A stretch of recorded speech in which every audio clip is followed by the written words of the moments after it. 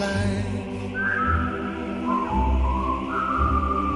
Always look on the bright side of life.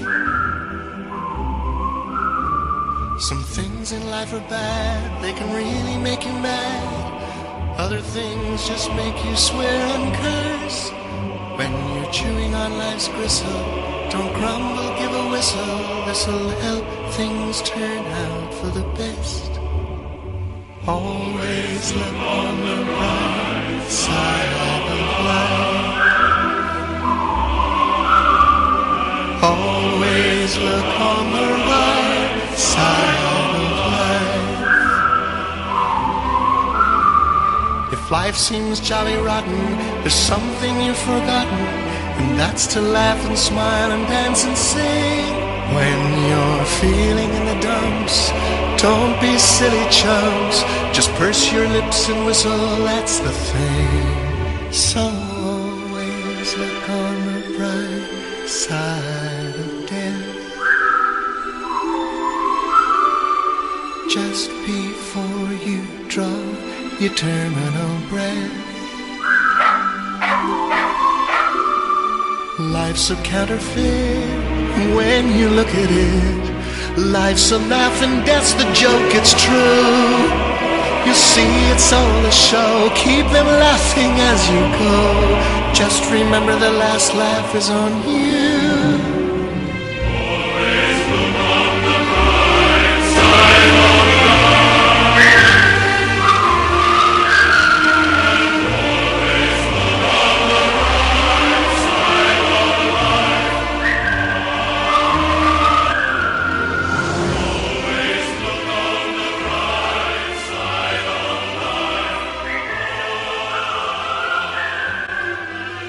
Always look on the bright side.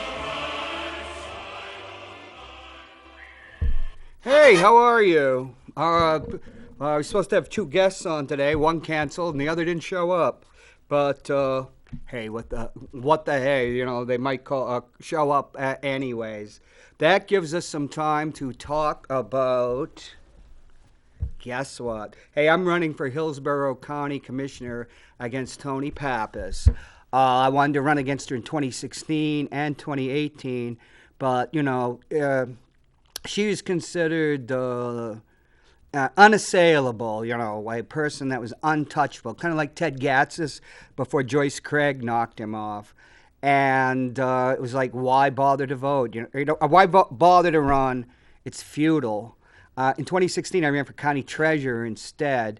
And my platform, if you look at it, there was a lot about the county jail and other problems in the county.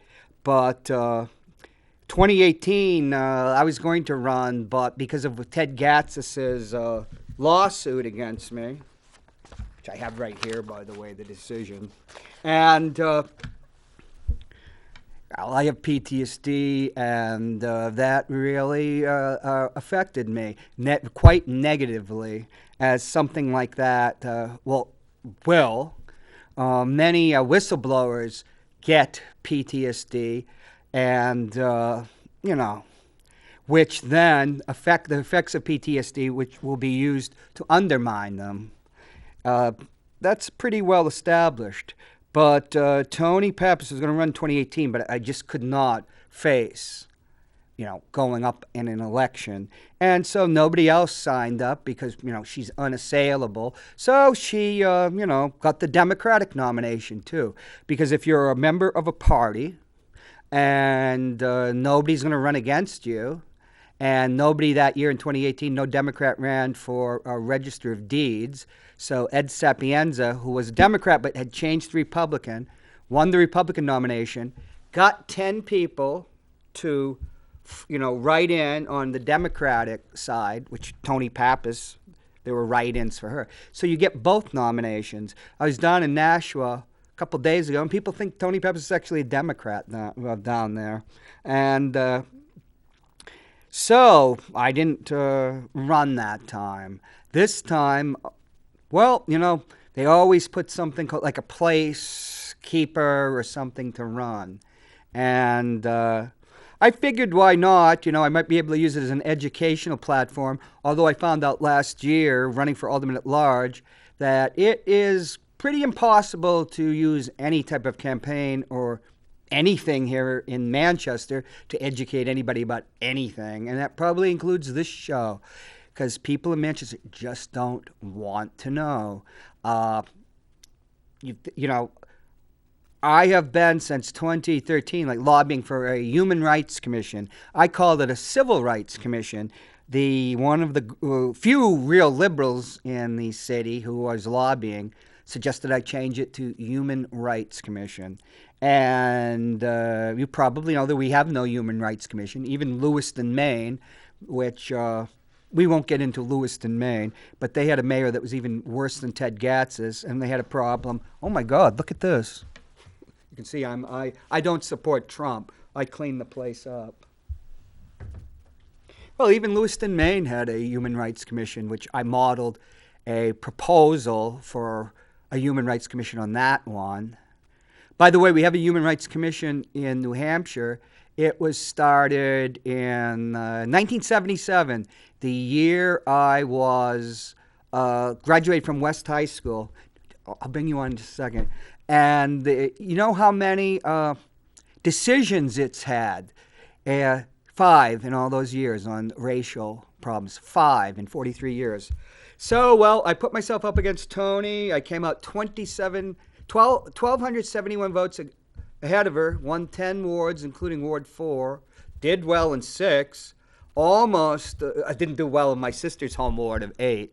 And, well, and overall, because the district, Hillsborough County District 1, is both Manchester, Bedford, and New Boston, I got 700 more votes. But it's a primary, right? It's like my own sister said, well, I couldn't vote against you, John, which I don't think she would have. But so I would just say it is a bellwether about the success that's coming for the Democrats if we work hard enough, because if it happens, that bodes well for the party. Democrats don't like to vote down ballot. If you've ever been at recounts, you know that. But they did this time, possibly because of the absentee ballots. So that is a good bellwether. And I'm going to bring on my guest in about a minute, Mark McKenzie, who's running for executive counselor. And I just say I had a conversation with Mark Hayward, and the Union Leader journalist. And I told him he was going to run against Tony. He says, you know, John, it's going to be a blue wave, and there's only like 2 Republicans that are guaranteed to get reelected. And one of them's Tony Pappas. And, well, maybe not this time. Mark, why don't you have to cross the camera. It's fine. How are you? I'm doing fine. I usually have anxiety about not having somebody on, but after like the Bedford, we were at the meeting, Bedford Democrats, we did the Zoom. Right. A lot of Zooms. They had to shut me up, right? I'm going to move a little over here to keep us, when you do a 2-shot, please, and we can edit this out. I try to edit stuff like this out. There you go. Is there a way you can pull back a little so Mark... Can you move over just a little, Mark? I'll tell you when, because we want to get you nicely framed. Okay. And then I used to write about, one of the things I used to write about was freelancer, it was movies. Oh, so I was with Bill Barry, and I said, Bill, that picture you put up on Facebook, it wasn't cropped right. He said, what do you want? It's just somebody with a camera. And so we have a joke now, but I'm a professional photographer. Mark, why don't you introduce yourself? Sure. While I tidy up. Yeah, so my name's Mark McKenzie, and I am a former city firefighter, spent some 25 plus years in the city of Manchester as a firefighter. Loved the job, loved the people I worked with, some of the finest and bravest women and men I've ever known. And so I went from there. All of my time in the fire service was committed to trying to improve the fire service. I worked at the local level as the secretary-treasurer for many years of the Manchester firefighters, went on to the professional firefighters, was an activist and a lobbyist and a legislative agent for the professional guys. And then I became the president of the AFL-CIO, led the AFL-CIO, which was a federation of labor, 260 some odd affiliates at the time I was elected. The New Hampshire AFL-CIO, and you set a record. You were like president for, what was it, 17 years? Well, actually, more than 25 years. Jeez. Yeah, so I think I was the longest serving, at least that's what I've been told, the longest serving president in the United States. So my whole life has been, and I also went into the legislature, ran for the legislature, was elected in 16, did 16 and 18, ran for Congress in 18. And here I am. I didn't think I'd be running for the Executive Council, but the way things happened, here I am, and I'm running for what is an incredibly important office within the structure of New Hampshire government. And the Executive Council represents some 260,000 plus people from 5 districts throughout the state. We are elected for 2 years, serve the same time as the governor. And we are really, the Executive Council is the group that really controls or manages the power of the governor. A lot of governors aren't crazy about the fact that there are executive councils in New Hampshire, but it is the way it is. It's stood the test of time. It's been around since we formed state government in New Hampshire, and it served the people of the state very well. You know, is it all contracts over $10,000 have to be approved by the Executive Council? Well, that's right, and unfortunately, there's some deviation of that as of late, and there has been over a period of time. This particular governor allocated a lot of the money that came down for COVID. Right.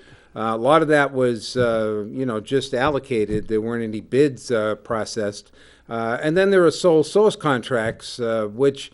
I've always been concerned about sole source contracts. There was a bunch of those within the state, so you really lose any opportunity, for the bidding process. I can see why they could be necessary at times, but absent that, every contract comes before the state. Every appointment, for the most part, there are a few exceptions, have to be approved by the Executive Council, judges. Commissioners, right. Commissioner of Education, of Health and Human Services, all come before the council. All the people that would regulate, Right, exactly. because one of the we had 3 Democrats on the council. Unfortunately, he who shall not be named today, although if you hadn't showed up, I would have named him. He's on the council, and he's supporting Sununu, Governor Sununu, who, for some odd reason, has this reputation, wholly unearned, of being an effective chief executive. One of the things the Executive Council was, even in the colonial times, and was a check on the governor, because they were royal governors. The governor of New Hampshire is not supposed to have the power that Sununu's exercising right now. Because it's an emergency, and he's going to determine everything. That goes against the grain of the Constitution.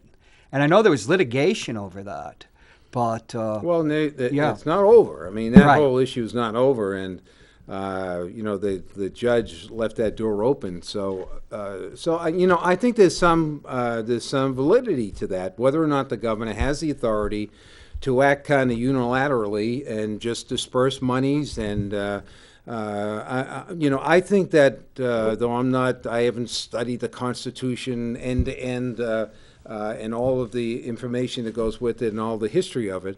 But it's pretty clearly the Executive Council serves a very key role in government. Right. And it is to rein in the authority of the governor. Right, and the Attorney General is going to be one of the people that determines interpretations of the law.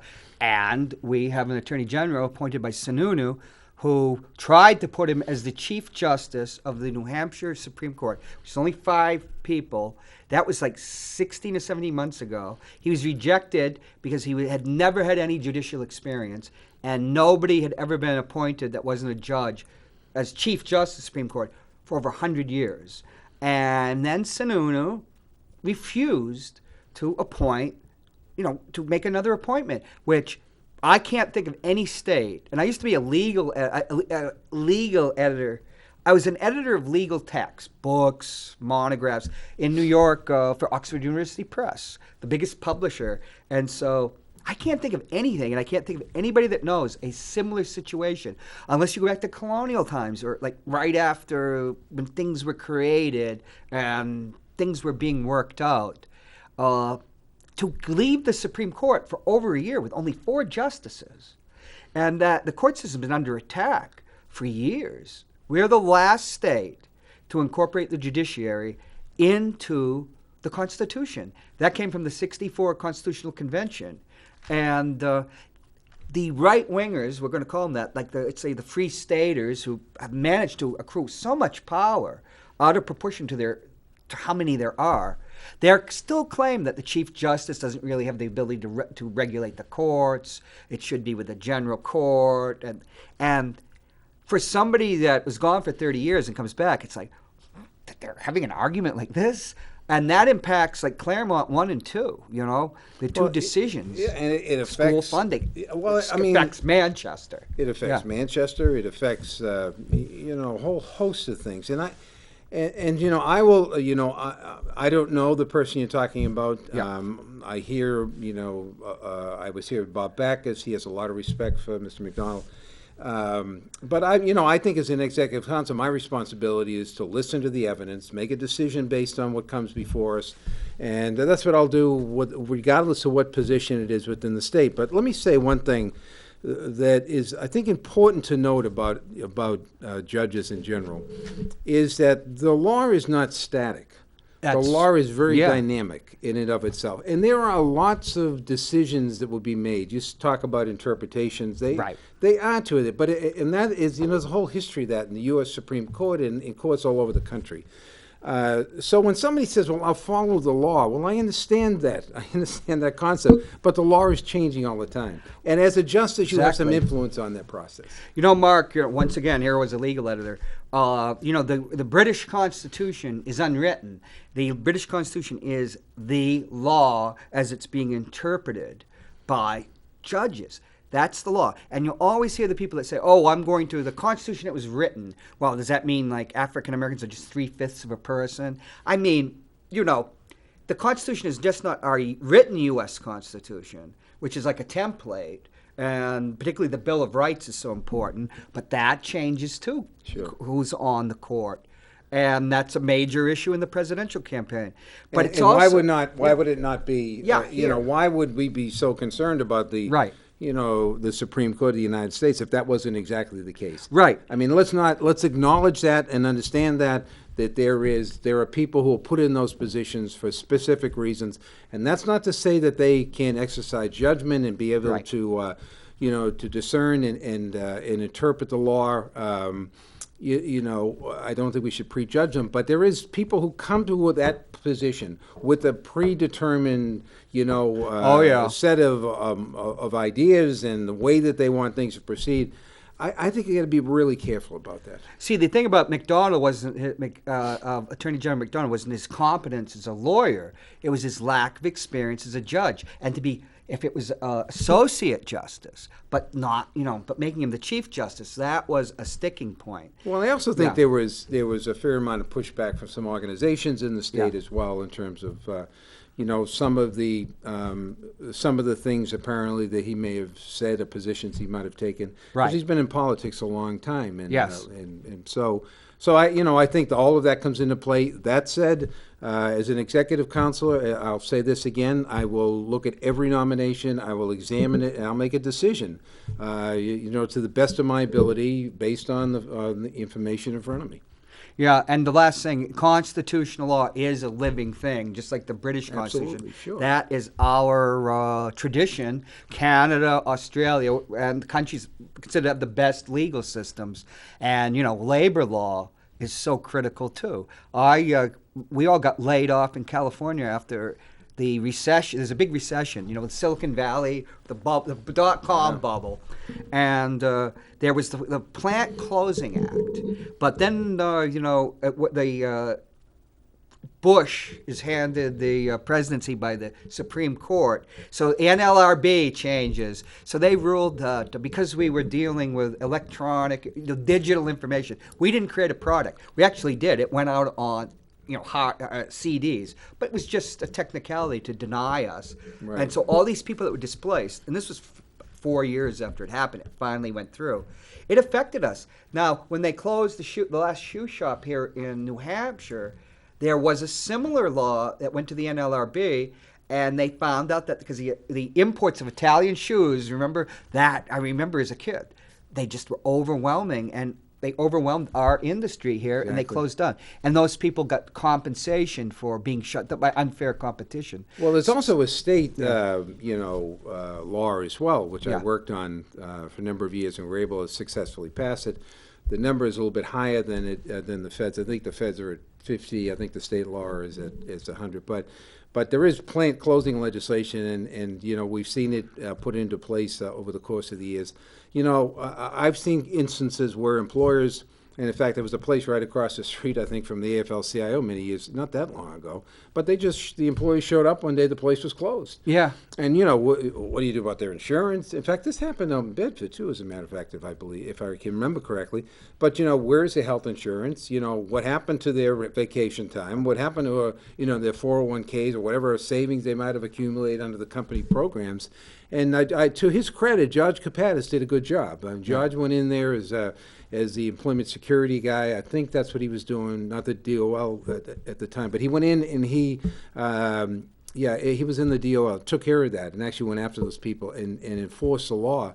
And they were able, all these people were way outside. I mean, they were in big trouble had that not taken place. So again, it comes back to this thing. A lot of people say, well, government is awful. Government is this. Right. Actually, government is there to protect people, to solve problems, and to deal with things that are broader scope. So you don't have every little city and town having their own laws. You basically have a unified kind of approach to different things. That's, I think, the role of state government. And I was from government for a long time. I was a firefighter, and for the most part, most people were very glad to see us show up. Right. And we were the face of government, and so I have a different view of it. I think government is there to serve a purpose, to take care of people, to level a playing field for all people, and that's the way I've always approached the work that I've done. Is in the fire service and also in the labor movement, and as the AFL-CIO president. Yeah, back at Boston University, when I was studying straight political science courses, my advisor was Howard Zinn, who was denounced by Donald Trump, President Trump, and I've done shows on him. But I also studied not just history, but just political science. They call that center-periphery relations. That it started, the federal government had to enforce certain standards, like how do you make screws?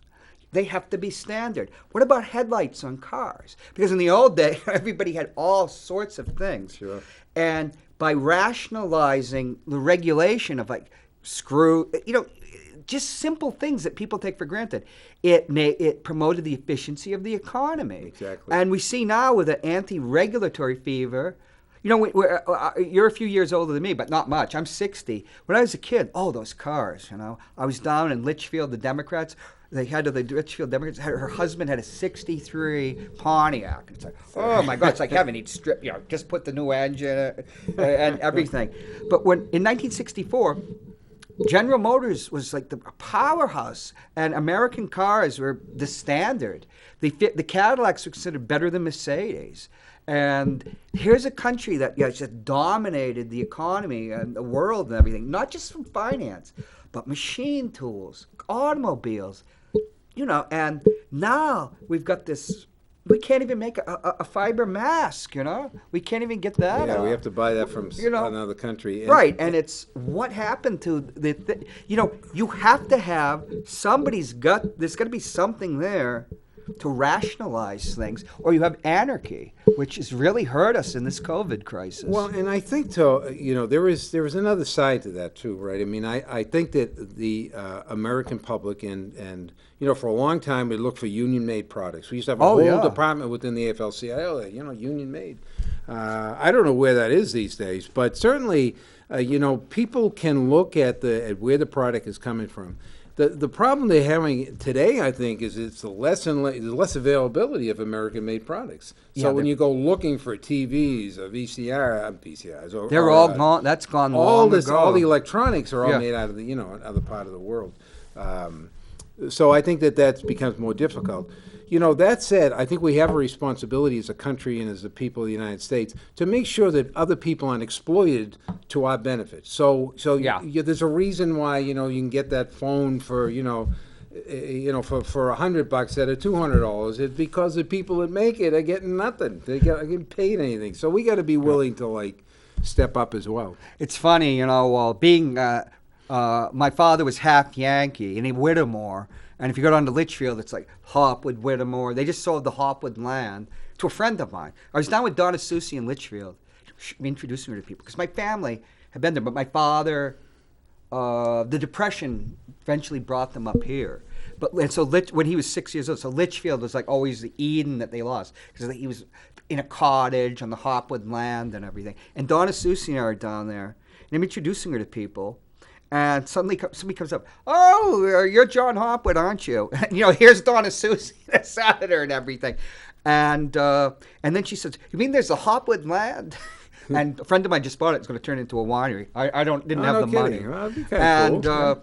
But it's so fascinating. But my father was a Yankee, so I'm related to Winston Churchill. I'm related to Princess Diana because they're Spencers, and of course the future King of England and his children. But also my father's distant cousin, is it Charlie? No, Charlie Whittemore was the guy. Is his son? He was at CMC, even though he was a Congregationalist. His father, Edward, was in Eisenhower's cabinet with unofficial status. He was brown paper, which no longer exists. Okay. And he was the first GATT negotiator, the General Agreements on Trades and Tariffs, because it was to rationalize everything, but something went wrong there, Mark. Well, Our yeah. industry got undermined, but there has to be fairness. There's got to be balance. That's the thing. Like you can regulate, but you can over-regulate too. Well, I mean, when I think of my history in the labor movement over the course of many years, so I've been around long enough to remember the mills when they were still working. Oh, yeah. And then when everything went silent, I remember the shoe shop one after another closed. Yeah.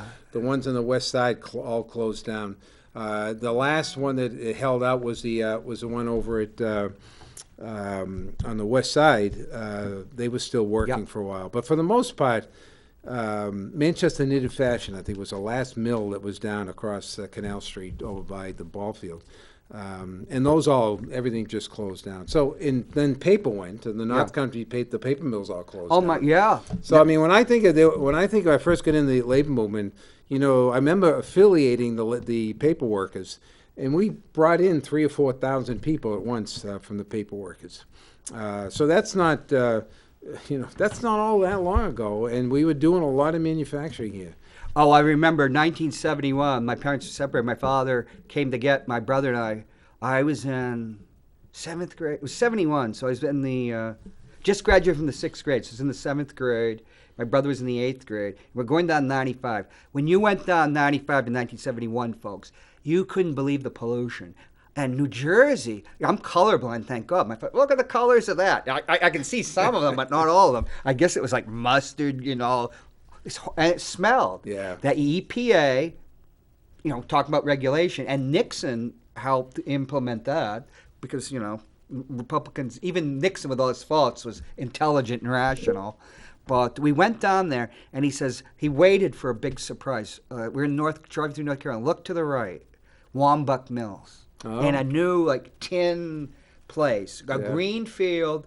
They brought them down on right to work, no union. Right. And there were some fierce battles in the South, like in Savannah, Georgia. Yep. But how they broke strikes in the old days, Yeah, they with broke goons. people. And then Canapolis, which was can and towels in the 70s, 80s, union organizers. You only got paid $6,000. You're taking your life in your hands. I'm trying to think of what the big mill was that made cloth down there. That was a big fight within the AFL-CIO to bring him down. Oh yeah. But I remember even going to a convention one time, the firefighters convention. I can't remember the name of the company, but the tablecloths are made by this company. Right. they made him take all the tablecloths off of the tables for the firefighters convention. Oh, I remember that. I was so proud of these guys. When I was So with they Howard stood up. Zinn, well, we have to have a project, and mine was boycott. What was it? I can't remember the lettuce, but it was because of it was because of the grapes and boycotts of Cesar Chavez. Right. And that's my first politician I've interviewed, Jerry Brown. He decided to run for governor late when Carter was weak, and geez, I remember. My interview was one sentence, and he turned to me and he looked like Torquemada, the Grand Inquisitor. He had like this burning blue eyes and this hatchet on his face. One of those Irish people that could be a I don't want to put that Jesuit priest, some guy. Because if you're not Catholic, which I'm not, but they always said the Jesuits because you used to hear Catholics complain about them too. Yeah. Just staring into your soul. It says, I support that, and that was my first interview. Yeah. Jerry Brown. And A good guy. I mean, he played a large role in politics for a long time. oh yeah, he revitalized Oakland as the mayor. And they had to go back to him to be governor for 8 years. Yeah. When my ex-wife was young, 12 years old, he's governor. Then she's in her 50s, and he's governor again. They had to call on his expertise and what he knew. But back in those days, unions were, people would go out and they would, even if you were in a union, remember, you'd boycott grapes and stuff. Right. They talk about unions and it's just, there is studies on this. There's been so much anti-union propaganda since the 70s. I mean, Right. You look undermining at every the whole idea. every chart that you look at, and when you graft it out, you look at the decline of the workers and the wages and the benefits that they have. As the union movement declines, and then you look at the gap between the rich and the poor in this country. As the labor movement has declined, people have amassed enormous fortunes in this country, and the workers have suffered as a result of it. So the labor movement had played a very big role. They had a big footprint. They kept things going, and they kept some relationship between, in terms of the economy. And it kept things balanced. They kept things balanced as opposed to what it is now. The movement's gone here and the differential is gone. I mean, there's no question about it that there is the whole idea of this middle class. It's been hollowed out. And whether or not the middle class, as we know it, will ever survive or ever come back, I don't know. Because I think the labor movement has played such a big role in the middle class and making sure that people had good wages and benefits, and whether or not we'll ever see that again. Not in my lifetime, I don't know. Hi, welcome to Ward 13. Good afternoon, Mark. Good afternoon, John. Bill. Gary. Hi, Bill. How are you? I thought you might call. Oh, there we got him on the. Bill, we were just talking about how labor unions helped create a middle class, and when we were young, people, there's this meme about baby boomers, and I think we're all baby boomers. It was it was a big generation and more influential. Oh, well, you just got a job and then you had it made. But the point is like my first sister went into the Ma Bell when she was 18 years old. That was the job to have. And she was retired in a buyout at 42 with like all these benefits. She'd been in a union, and then they had her come in as a contractor. But my sister Debbie, who came in later because of kids, she was at the tail end. All the people that were in the computer, department, they all got bought off eventually. Until Debbie's only the last person there, and they got a contractor on this state and this and that, and finally she was bought out. But Bill, I'm sure Bill remembers the time. You could have a job and work, and you could have savings and buy stuff. Exactly. Where everybody now, the debt and the consumer debt is astronomical. Everybody's living on debt. But it's actually, surprisingly enough, it's actually declining. Credit card debt is actually declining. Oh, because of just what's happened. Yeah, so it's really one of these things. I think people decided, paying 28% for a credit card, you might want to pay that off first, Hey, am I touching the mic or are you? It's probably me. No, I'm tapping it away. I should know better. Yeah. Hey, Bill, what do you think when you started out? You could, people actually, that. It's funny because my first union job was as an iron worker at the Seabrook nuclear plant when I was like 19 years old. I worked there for about 3 years, and Pat Long was got my first taste of what a union was all about. Danny Manning was the go-to guy, and there was a point where we actually walked off the job because of pay and so on and so forth. So that was my actually first taste.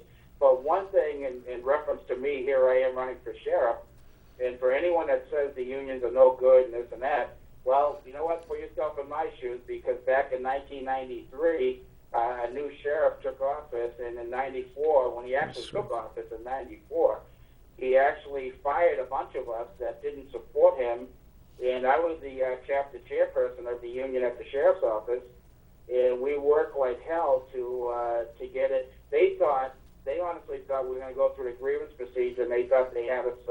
They had us.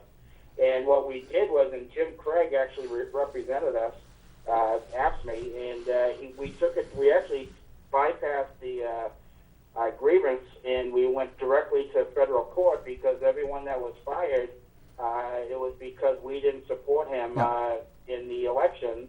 And Judge Laughlin was the judge, and he saw right through it, and he ordered us back to work. And we were back to work.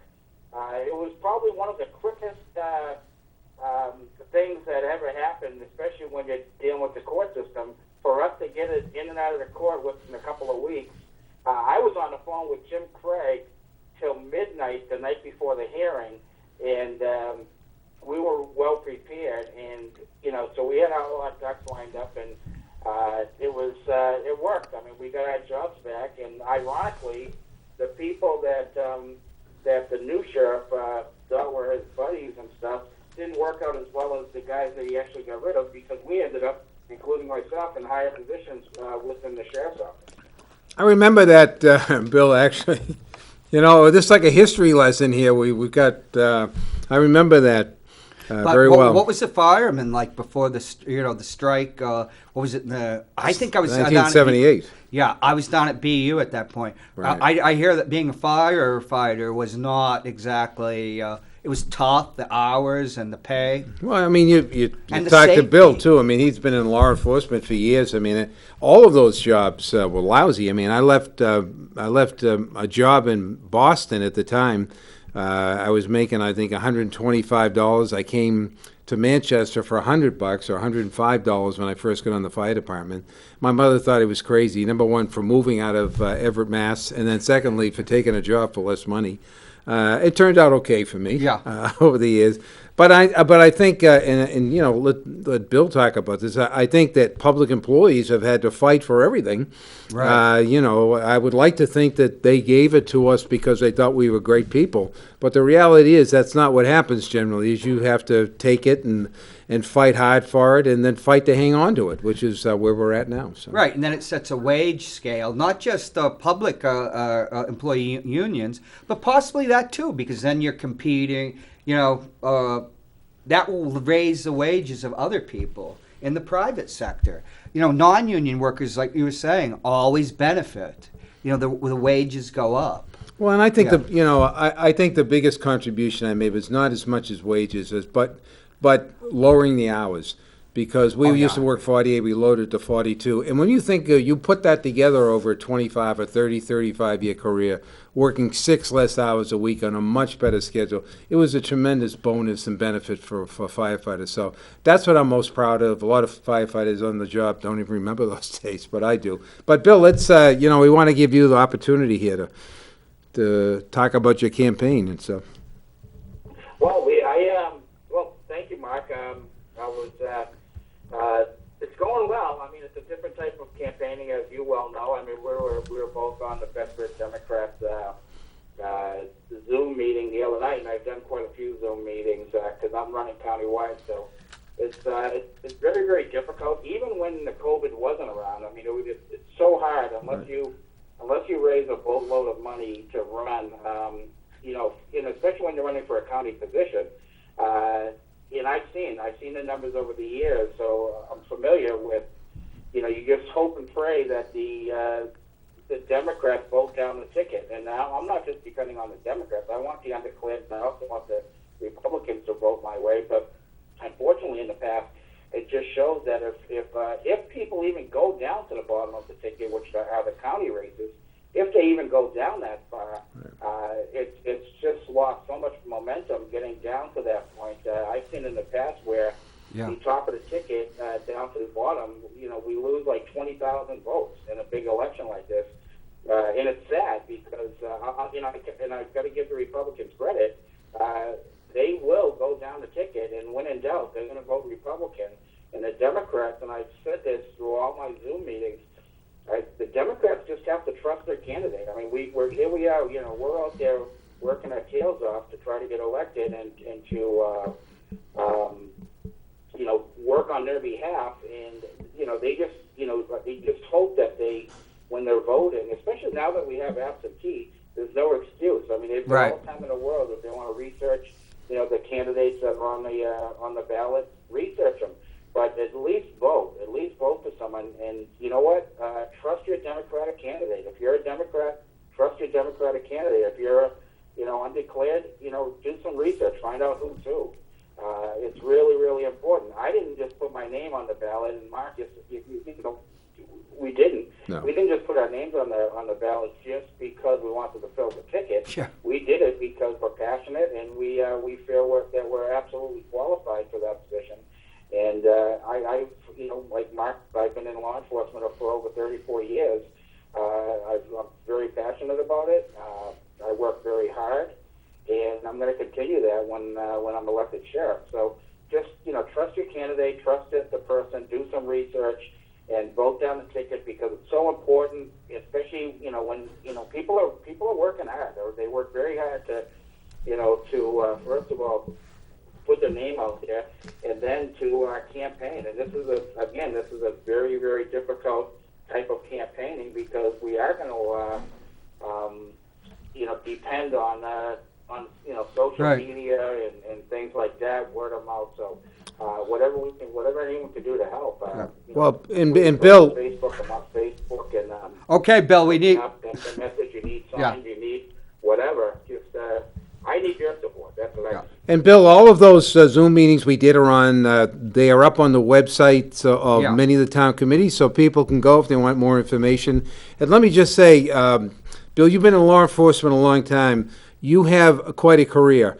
And, I listened to you the other night on the Bedford call. I appreciate all that you've done in terms of law enforcement, especially, some of the cases that you have taken on. Maybe you don't want to go into them right now, but you have a remarkable career, and people should be genuinely, pleased and supportive and of your candidacy. So thank you for all you've done and for all the families that you have helped in all those cases that you have been able to settle over the course of your career. Well, and I appreciate you saying that, Mark, and it means a lot. And I'll tell you, and I'll use one case where, and I think it's a huge example. You talk about, it's not just working a case because you want it to come to a conclusion. There's so much involved. And I'll use the George Jodwin case. When I started with Auburn Police in June of 2011, within 2 weeks, Bobby Jodwin, George's brother, called up the Chief Picard and asked him if he would put me on that case because it was unsolved for 10 years. Bill, let's just. George was killed the day after Christmas in 2001. Cold case, murder. I started working on it in 2011 within 2 weeks. So I started working on it. I worked on it all summer. I was getting myself familiar with the case and went through it. Well, what's important about the case is, number one, you brought closure for the family. They finally found out who was. I was, successful with it. Myself, Bobby Freitas. Bobby, Mark. Sure. Guy, Manchester detective, retired. Right. Yep. Worked with the cold case unit. We worked on it together, and we ended up finding the person that was responsible for the murder. And what's important about that is there were a couple of people, and I think you know them, Mark, but there were a couple of people that were, on the radar. They were the guys, or persons of interest, whatever you want to call them, and they were living under this cloud for over 10 years before myself and Bobby Freitas took this on. And they would walk in. They would tell me horror stories where they'd walk into stores and people would give them dirty looks. people Right. would even say, I know you did it, I know you killed George, and this and that. And come to find out, they never did. When we solved it, and when we finally got to court, when the person that was charged with the murder, he pled guilty, and he spent 30 years to life in New Hampshire State Prison. When we got to court, I mean, the two people that were, persons of interest for the past 10, for the 10 years leading up to the arrest, they were crying. I mean, these are grown men that were actually in the courthouse crying because it affected them so bad throughout those years, because so many people thought that they were the ones that did it. Right. I mean, that's a game changer for so many reasons. But thank you for all that. Bill, just hold on for a second. Brendan, we're going to go to, I have that video. I have a video of you. We'll go out at 3:53, okay? Is he in there? Can you see him? Okay. Guys, I'll let you guys go. I'll watch the show, and we'll talk again. All right? Yeah. Thanks for giving me the opportunity. All right, Okay. stay in touch, Bill. Yep, thanks for calling, All right, Bill. see you guys. Yeah. One of the things is, the defund the police movement. To me, defund the police is one of the worst slogans I've ever heard. It doesn't make any sense. And if you go back to 2016, when they were dealing with financing all the new drug rehabilitation and mental health and everything, that was to get police, reduce them going out there and being social workers. So we've already been through that. The idea, we fought so long under the former mayor who always under the tax cap refused any attempt when Chief Mara was head of the police department to actually fund the full contingent. That was a long fight. Joyce Craig and Pat Long finally did it. And there's issues that they bring up, which of course have to be, equity and that have to be addressed. But the thing about, like Bill, that costs money to do that, and how the law affects lives. Things to reform and improve it. I was talking to Dan Hansberry, who's my counterpart in District 2, and he was a state rep on the county. Is it called the convention? The county delegation. Yeah. And the ones that get the group that is, because the convention is when they all meet. Right. And then there's the group of people. And one of the things he wants to do, and I support him totally, is to improve the salaries of the guards at the Valley Street Jail. Oh, absolutely. Because it's one of the lowest rates in the whole state. And a person I know that was a correctional officer,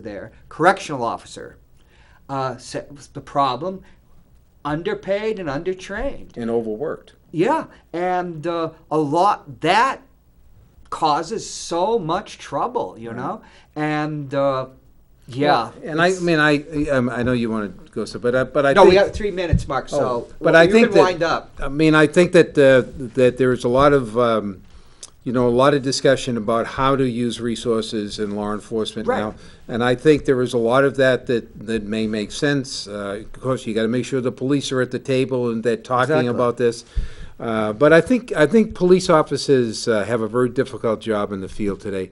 I mean, they are treating, and I've said this before, in many cases they're treating, the symptoms of a much bigger disease. Yes. Disease of unemployment, a disease of homelessness, the disease, all of this that invades us when an economy is not doing well. So they got a tough job at him, and it's really difficult for somebody to walk in, try to solve a problem, then leave. I got to imagine, I know what did as a firefighter, you want to be able to say, well, geez, how do we help these people? How do we make this different or change it? And a lot of times you don't have the capacity to do that. You got to go in, do your job, and go out. So I think it's a good discussion to have. And the Valley Street Jail is the premier facility dealing with mental health issues, because so many of the kids that are on drugs or longtime users have mental illness, and that's not a place that they should be as the way it is, because that was a holding prison. And there's stuff we can talk about. I want to get you and Bill here, but I want to get you. I have your video. Why to vote for you for executive council? Oh, no. And we'll put that on in a minute or so. But yeah, I believe there's solutions to all the problems. And I'm just one was whistleblowing provisions in contracts. Very easy to do if there's a will to do it. And if we get there and educate the people. But the problems that you, me, and Bill have is our opponents have a lot more money. Well, So tell them where they can contact you. You can certainly go on my Google. You can Google me and find out a lot about me, Mark McKenzie. You can go on my Facebook page, which is Mark McKenzie for Executive Council, and just take a look at some of the articles that are up there. Right. I have a long history. One of the things about Mark McKenzie, AFL-CIO, Google that, and you'll see speeches and press releases and all kinds of things I've done. My job has been to stand up for working families. That's what I spent my whole life doing. That's what I'll do. That's the vision, the view that I take whenever I do this kind of work. How do we use the resources that we have to make people's life better, to balance it, and to do it with fairness and equity and dignity and respect? Yes, and having an equitable society economically and socially will go a long way to solving the problems that the police and firefighters, Absolutely. all the public safety, EMS have to face, and the correctional officers at the Valley Street Jail. Because it's like being a soldier, people. There's Tough stresses that the public doesn't understand. No, it's very tough work. They should, they should spend a day in their shoes. Yeah. Well, we're going to roll the video, and I hope to get you back. We'll see you next week. Thank you.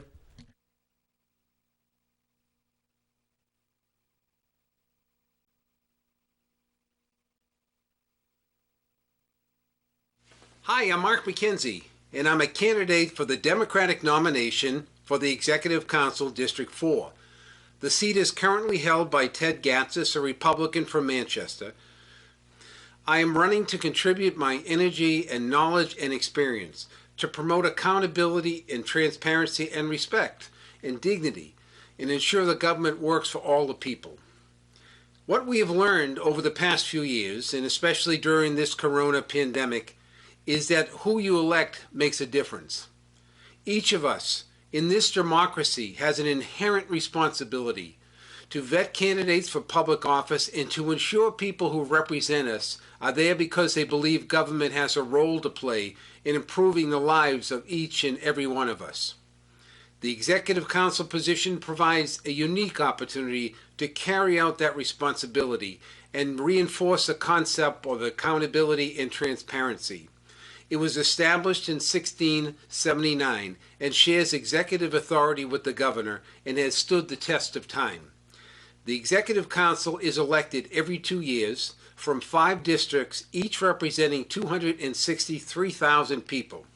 It is seen as the most democratic form of executive government in the nation and is a working example for the world.